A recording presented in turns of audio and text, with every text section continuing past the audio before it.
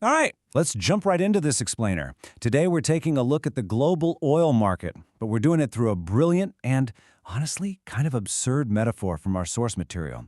We are going to decode the entire complex world of global energy using monkeys and bananas. I know, it sounds a little silly at first, but trust me, by the end of this, you are going to see the whole geopolitical landscape in a completely new light.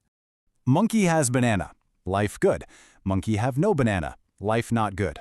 Honestly, that quote right there tells you literally everything you need to know about the stakes we're dealing with. In this explainer, bananas equal oil and monkeys equal us, humans. This incredibly simple dynamic is the absolute foundation of our entire global economy.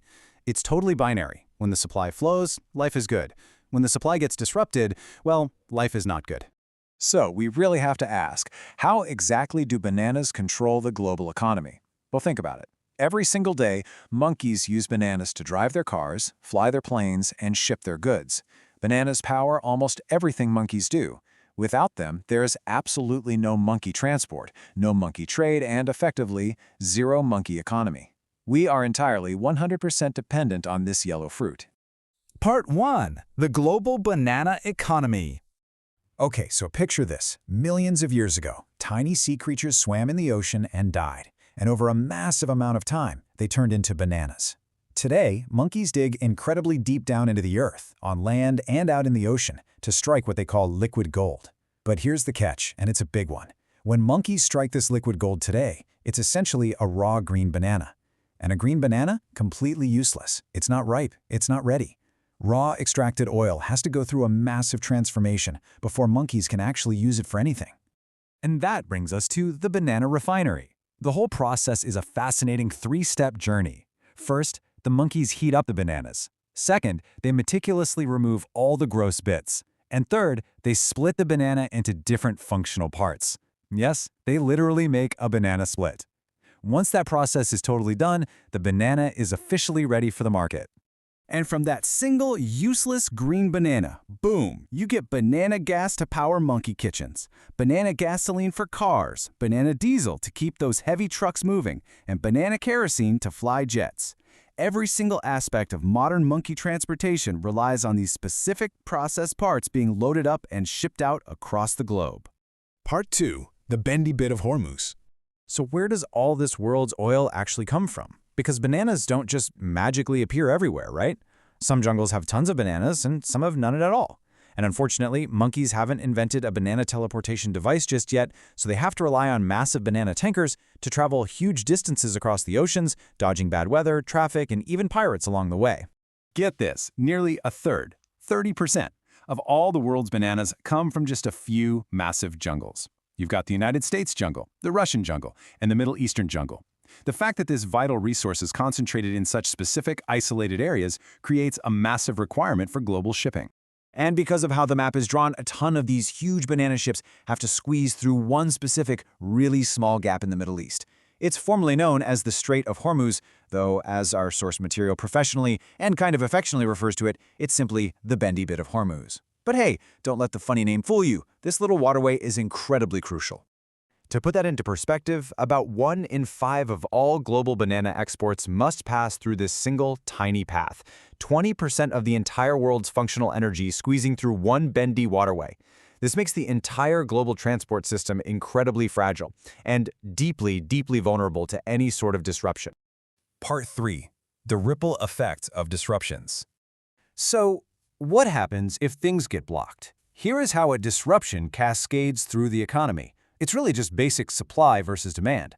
Step 1, the banana supply drops and reserves begin to run out. Step 2, the basic price of bananas starts to rise. Step 3, because literally everything runs on bananas, the cost to farm, package, and transport food spikes. Step 4, global inflation surges. The price of absolutely everything goes up. And we're not just talking about the price of gas at the pump here. When the banana supply gets low, it affects the price of literally everything bananas are used to make. Monkey asphalt for the roads, polyester for your clothes, detergent, pharmaceuticals, even monkey perfume. Everything a monkey touches gets more expensive, which causes stockbrokers to panic and invest more, driving the price up even further. It's a crazy cycle. Part 4. The 2026 Geopolitical Scenario. To understand just how quickly this can all happen, we're going to explore a strictly hypothetical scenario presented by our source. Let's walk through this timeline together. On February 28, 2026, the US and Israel conduct a strike on Iran. In response, Iran decides to retaliate geographically. Because they sit right next to the Strait of Hormuz, they warn banana ships not to pass. Now, they don't even need to physically block the river. They just issue a warning that they will sink ships, making the waterway a designated danger zone. The result? Up to 80% of banana tankers immediately stop using the waterway. Traffic jams build up out of nowhere. Monkey ship captains flat out refuse to risk their ships, and monkey insurance companies completely pull their coverage. The entire supply chain freezes up, based entirely on the threat alone. Part 5. Scenarios and Sustainable Alternatives. Our source breaks down 3 distinct scenarios of how a situation like this could play out. Scenario 1 is good. The monkeys stop fighting, the river is safe, the boats come and go, and prices go down. Life is good. Scenario 2 is shaky. The river is open, but it's still scary. Some ships risk it, most don't. The supply is shaky, and prices jump around, but mostly they go up. Then there's Scenario 3. Worse. All-out war. The river is mined and completely blocked. Around 20% of the global banana supply vanishes instantly, and monkeys all around the world panic. And when that happens, there is really only one way to describe the economic fallout. Prices go bananas.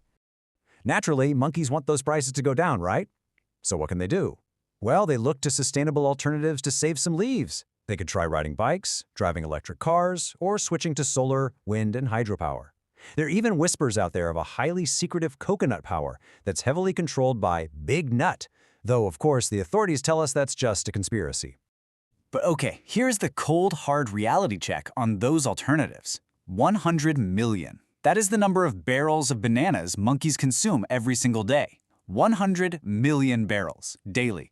Because of that sheer, staggering volume, a swift transition to bikes or even solar power is highly unrealistic in the short term. The global economy is just deeply, deeply entrenched in its reliance on bananas. We've seen how fragile these choke points are, how quickly fear can just freeze the supply, and how a single disruption ripples into the cost of literally everything. So I leave you with this. With 100 million barrels consumed daily, can the global economy ever truly break its fragile banana addiction?